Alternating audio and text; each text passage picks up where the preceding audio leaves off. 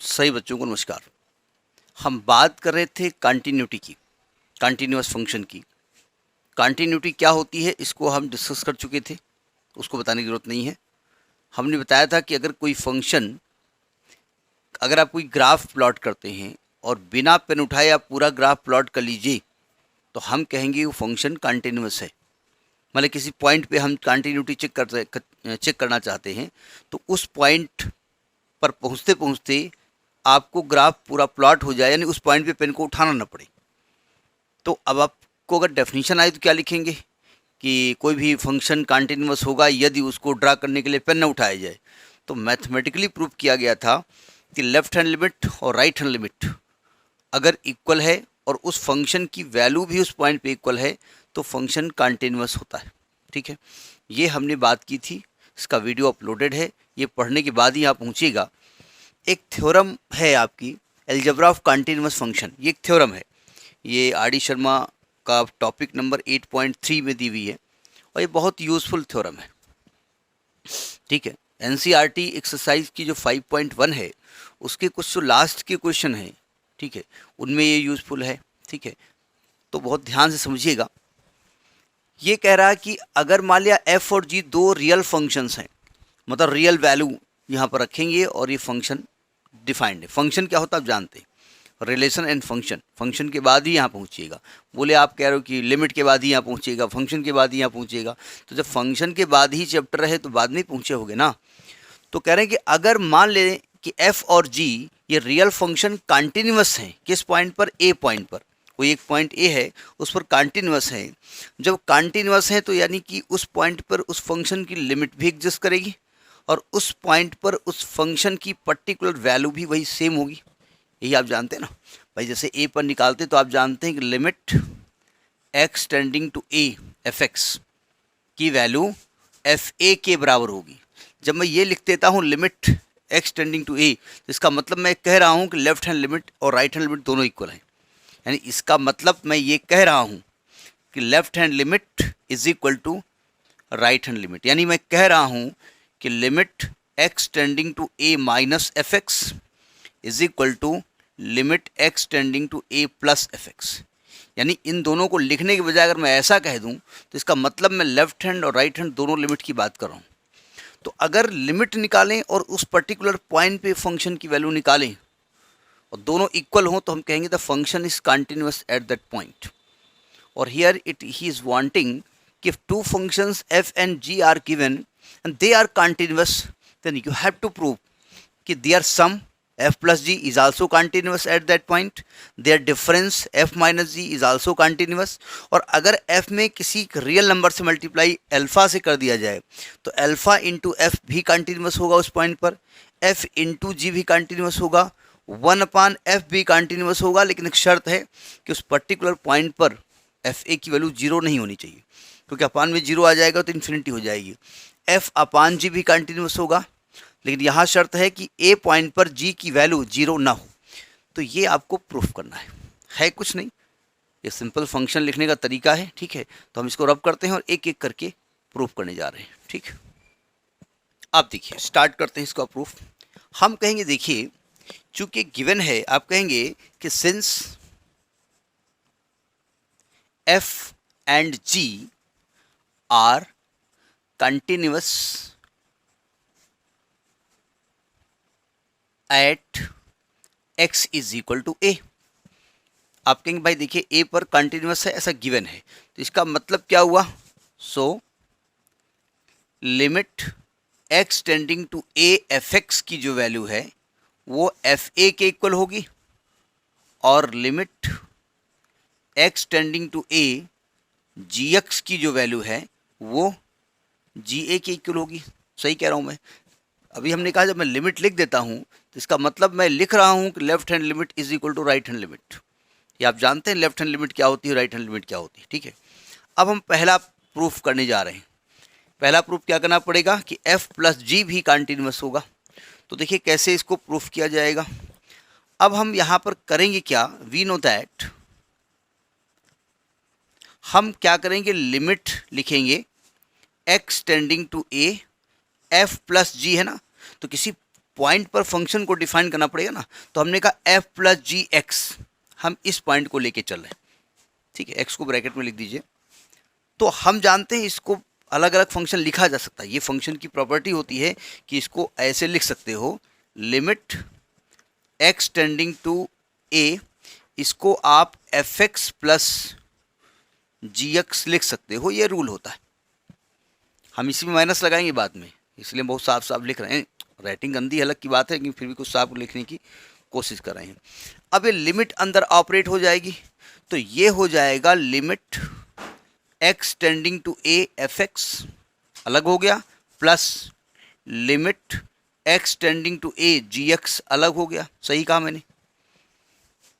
अब अभी आप जानते हैं ये इक्वेशन नंबर 1 है और ये इक्वेशन नंबर 2 है। अगर ध्यान से देखो तो अभी आप बोल रहे हो कि limit x tending to a f x को एफ ए लिखा जा सकता है क्योंकि कंटिन्यूअस है, तो इसका मतलब इसको आप चाहो तो एफ ए लिख सकते हो और इसको एफ बी लिख सकते हो। आपने यहाँ क्या किया है, जी ए, सॉरी यहाँ पर जी आ रहा है, जी ए लिख सकते हो, सेम पॉइंट है।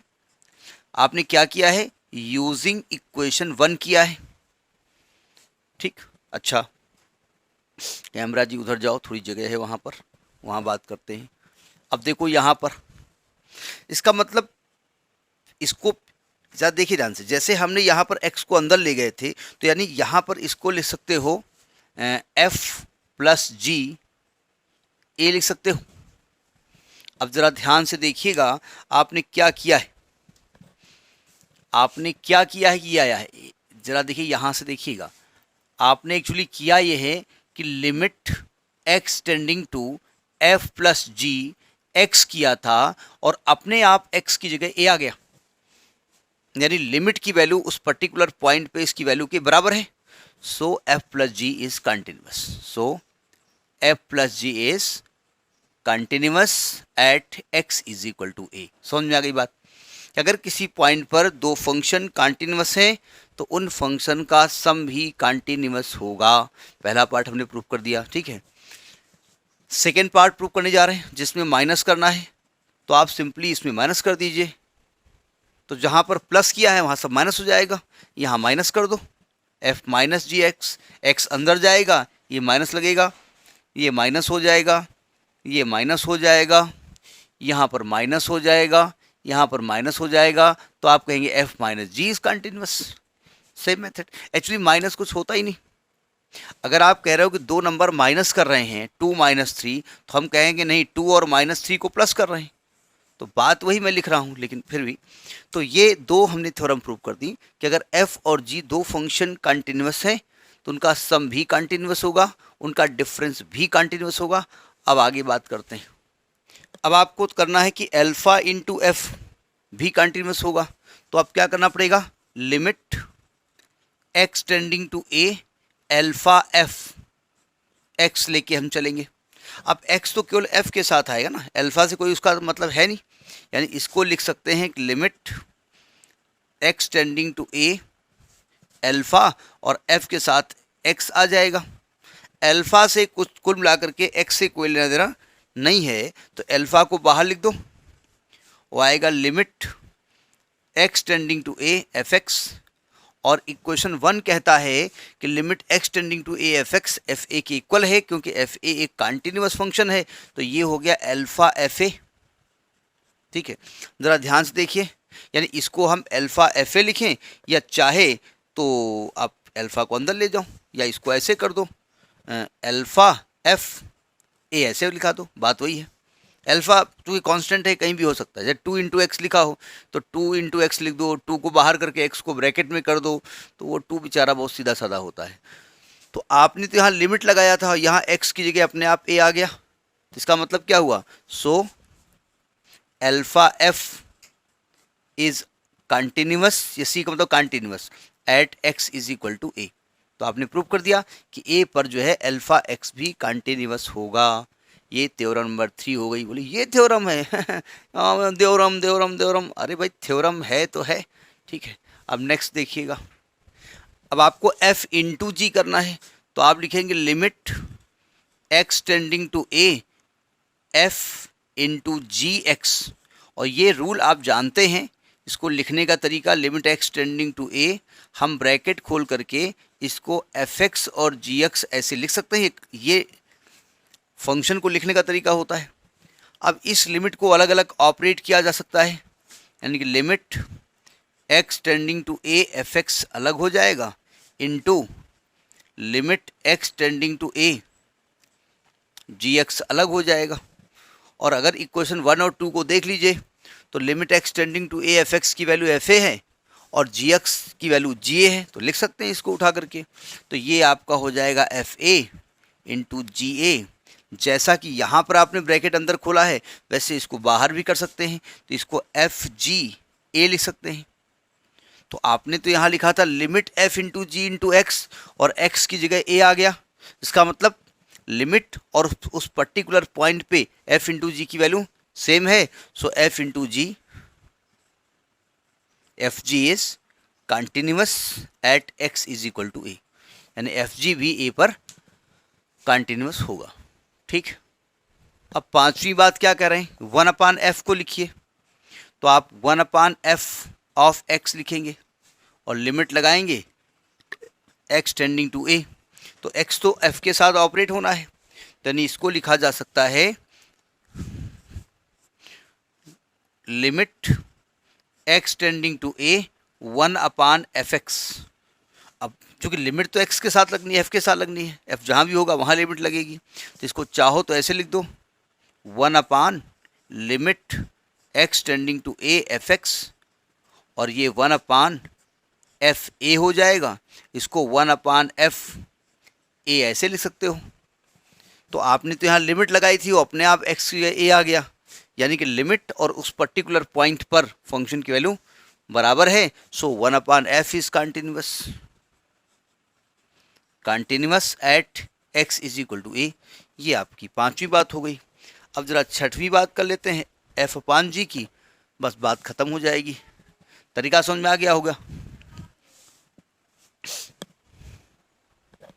अब छठवीं बात में हम क्या करेंगे, limit x tending to a f/g। ये पहली कंडीशन है कि जो आपका डिनोमिनेटर है वो जीरो नहीं होना चाहिए, तो कंडीशन है, ठीक है, वो कंडीशन वो यहाँ प्रूफ नहीं करना, वो गिवन है कंडीशन होती है। तो इसका मतलब इसको कैसे लिख सकते हैं, limit x tending to a, x ऊपर भी जाएगा और x नीचे भी जाएगा।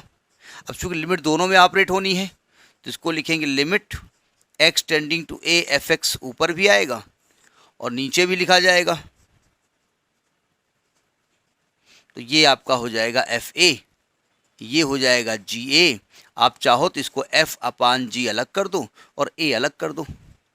आपने तो f/g x में लिमिट रखी थी और यहाँ डायरेक्ट उस x के a आ गया, यानी ये फंक्शन कंटिन्यूअस हो गया। So f/g is also f/g is continuous at x is equal to a। समझ में आई बात, नहीं आई? बस 13 मिनट के अंदर हमने ख़त्म कर दिया पूरा, इजी। ठीक है, तो ये तरीका है लिखने का, कोई टफ नहीं है। आगे एक और थ्योरम नेक्स्ट वीडियो में। नमस्कार।